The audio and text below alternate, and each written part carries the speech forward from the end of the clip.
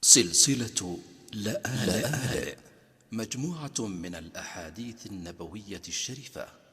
والتي اشتملت على عبارة من قال: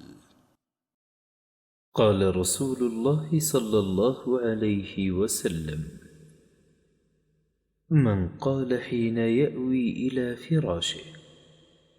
لا إله إلا الله وحده لا شريك له، له الملك وله الحمد وهو على كل شيء قدير، لا حول ولا قوة إلا بالله العلي العظيم،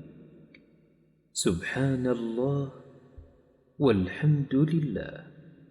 ولا إله إلا الله والله أكبر،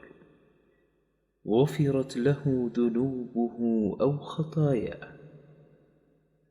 شك مسعر وإن كانت مثل زبد البحر. صححه الألباني.